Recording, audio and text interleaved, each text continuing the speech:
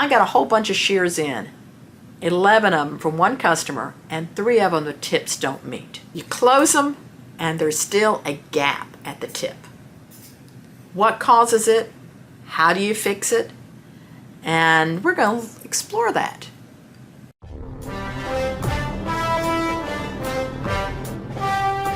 So the number one reason tips won't meet on shears is incorrect sharpening. I see this a lot from sharpeners, and they might even pass the wet tissue test. But there's a little bit of gap there, and if the customer cuts some really fine hair, does some of this type of point cutting, it's going to pull the hair. That's the number one reason I see. I don't think that's the problem with this one. I'm not sure what caused it on this one. On here, that probably was the problem because these blades are real skinny and it looks like someone else has sharpened it, took a lot of metal off. I'll let you look at this one a little closer in a minute. And this one, it's because the bumper is pulled out. So we're going to look at the ways that you could go about fixing it and the ways to prevent it if you're a sharpener. And there might be some tricks that even non-sharpeners could do if you've got a shear that you've got to make that tip come together. So we're going to look at these. If it is a bumper issue, which this one needs the bumper probably replaced, you can put in a smaller bumper. Now this one, what we did with it is someone has sharpened it and just ground off too much here because that's really skinny looking. I think this one I'm going to fix with a new bumper. Well, look at there. With the bumper gone, it doesn't close. This has got a different issue than I thought. That's a nick right here, I believe. Or it's a bent blade. Oh, look at that. Yeah, that blade's bent. So I've got to put a new bumper in here, and then I will probably, I don't think I can bend that out. I'll probably have to shorten it and make that work. So I'll let you watch and see what I do with that in a minute as I get through that. That's a little different scenario than I was expecting. Oh, that's a surprise there. Yeah. How fun. So some of you that are just tuning in, maybe you've got shears that the tips don't come together and you're wondering how to fix it, or you're a sharpener and this is something that you've been dealing with. I'm Bonnie Megowan. I've got a lot of videos on sharpening. We also have get-togethers like our Sharpeners Jam that's coming up that you want to be a part of. Interrupting with a promo for the Sharpeners Jam 2022, last week of April. Go to sharpenersjam.com or check out our Facebook group, Sharpeners Jam group, and you want to be involved in this. Every year we have the Sharpeners Jam. Don't miss a year. This one here, I'm examining that. Sometimes these tips don't come together because of the shears have been dropped. But I think this is probably, almost always it's from bad sharpening. I think this one I can just trim the bumper. And that's the easiest fix. I like to use some old, this works for me, old cuticle nippers. And trimming the bumper here. Just taking a little bit off.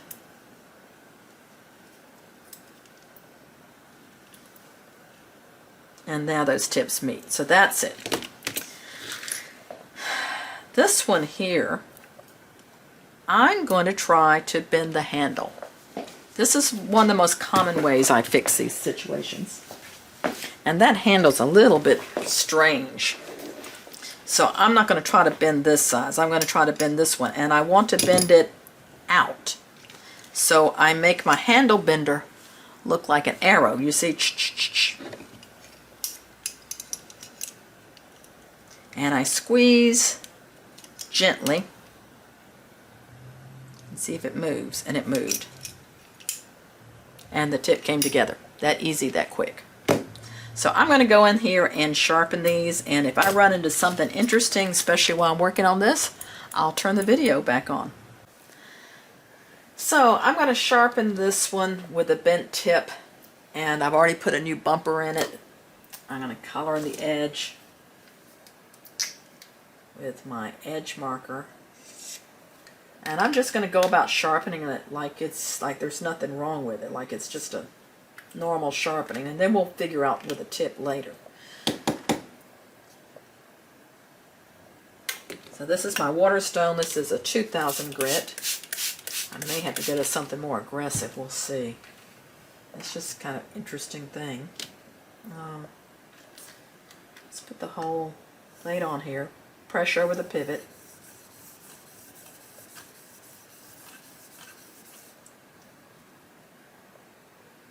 And I've got a rod line to here, but not back there, which doesn't surprise me because it looks like they dipped down a little bit when they sharpened it.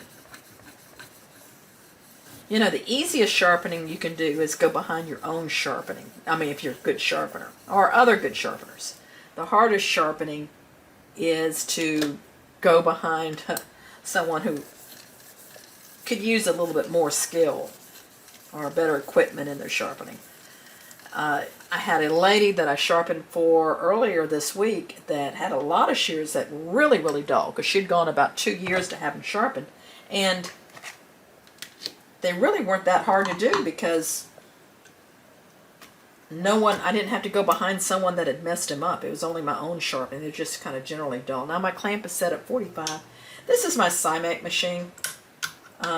It looks a little cattywampus, not like a new one would, because this, I think I've told this story before, but it's fallen off out the back of my car, bounced down the street.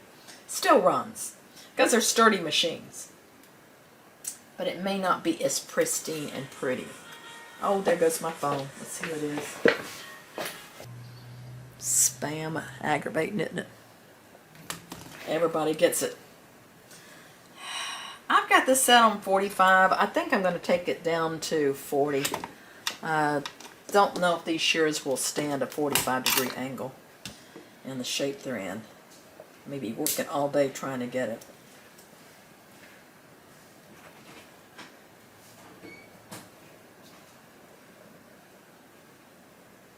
And you know those little bitty gaps at the tip? Those are important. Sometimes you think, well, that's that little bitty gap, and you know, no one's going to notice. It doesn't make a difference. I'll tell you a story about a little bitty gap that I thought wasn't going to make a difference. Was in my fence. If you've seen Bo here at the office, and we don't bring him here every day, but he's a big, big, powerful dog. And we had a little bitty gap in the fence, and you know, he's too big to get through. I'm trying to create a burr here. I got it down here, not up there. And I knew, I mean, he can push down the fence, but he won't squeeze through little holes. In fact, he has an overinflated idea of his size. He thinks he's bigger than what he is. I mean, there's a lot of times his toy's under a couch, and he could easily go get it, but he thinks he's too big to get it. But anyway, this little gap in our fence, I wasn't too worried about it, didn't fix it. And I'm hearing Bo out in the yard, and he's barking and barking and barking. And I call him in, and he goes right back out. And he's just not a dog to bark. I mean, to make little whiny noises, yeah, he does that. But so I went out to see what he was barking at, and it was a goat in our backyard. A little young goat. And it had pushed its way through that little gap in our fence. And I guess it wanted to play with Bo, or the grass looked greener in our yard or something. And so I called my neighbor with the goats. And we had a time keeping Bo away from the little goat, and then trying to coax the goat back into their yard, because that goat, for some reason, didn't want to work on a leash. Let me get Bonnie for you, because she knows all that better than I do. So hold on. And she's actually the one that's on the video, so hold on. Let's see. He's in Sun City, California. He's been sharpening knives. He wants to get into the shears and wants to know how you did it with a nail buffer. Oh, that video with the nail buffer. Yeah. Hello, this is Bonnie. So, now I'm back. After the phone call, went to lunch. I've finished sharpening these. I went through and did all the sharpening, and I'm ready to put them back together. Did I finish my story about the crack and the space in my fence? I'll tell you as I'm putting these back together, because at this point I'm curious to see whether just sharpening fixed the problem, and it may have. Remember, there was a gap, it wouldn't close because like one blade was bent. But I'm going to put these back together. As I'm putting them back together, I'll tell you about Bo and the space in the fence. So he was barking and barking and barking, and I went out to check, and it was a little goat. Oh yes, I did tell you about the little goat. Cute little goat. But I had to pick that thing up, drag, pull, push, cajole, bribe, and we finally got that little goat back over where he belonged. The neighbor is supposed to help us fix the fence. They said if we bought the supplies, he would fix it. So that's where we stand on the fence. But it just goes to show just a little bit of too much space or a gap can cause a whole lot of problems. And it may not have been a problem for Bo, but it was a problem for the little bitty goat. So a little space or gap between the blades might be fine if the hair that you're cutting is all coarse hair. And this particular, all these shears that came in, these 11 shears, I happen to know where they came from. They're probably all Latino stylists. And so they may be cutting very coarse hair, and it may, not have the same issue that you would have if you're cutting very fine hair. So now I've put it together. I've kind of checked the adjustment. I've already oiled it, but I haven't closed them. I'm going to do my first close, I think on a paper towel. I don't know if you can see what I'm doing here. So, and all right, cut good. Let's see how it cuts the tissue.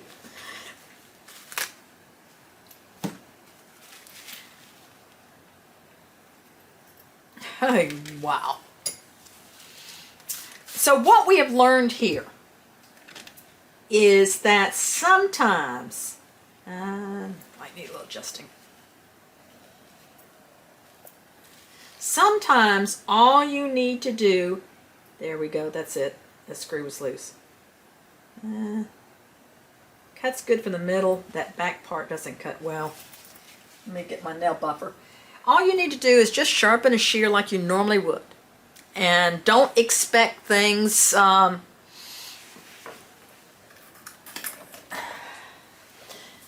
cross one bridge at a time. Assume that, just sharpening it will fix the problem. And then if it doesn't, then take the next step. But don't go to great extents at the beginning. Now, if I had decided I was going to bend that tip and do crazy things to it before I started with the sharpening, I might have broken it. But I've just sharpened it. The tip comes together. It looks good. A little scratchy on the tip. Always double check those tips. I'm going to smooth this out. So that's 2 shears with a gap in it that I fixed. One by just replacing the bumper and simply sharpening. One I fixed by trimming the bumper. And the other one I fixed by bending the handle. The third thing you can do, and see this one still has a gap. I've trimmed the bumper, but I'm seeing a little bit of a space there.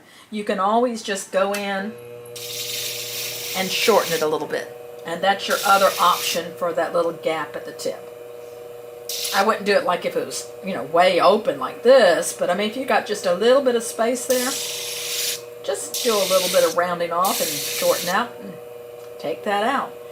It's really important to take a look at that tip, because the hairstylists, they do most of their cutting with that, and you can kind of hold it up to the light and you look and see and feel with your finger. And sometimes if you got a fingernail, which I do, you can run your finger over there and does it get caught in something.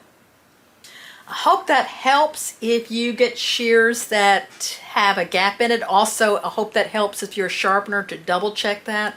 I just did an ISSA certification from someone that should have known better that had a little gap in it. So I'll try to remember to put the link either up here or at the bottom for you to go look at that one with a person that missed it. And you can be a sharpener for 10, 15 years and miss something like that. And it'll cut maybe wet tissue, but take a look at it. Make sure you're wearing your glasses. And I've noticed that about half of you people that are watching my videos are new to my videos. Put a comment below. How did you find me? Why? What's interesting to you about shear sharpening? Are you interested in sharpening, or are you just kind of curious? Are you a stylist or barber or groomer? So I'd like to know who you are. Just put a note in there.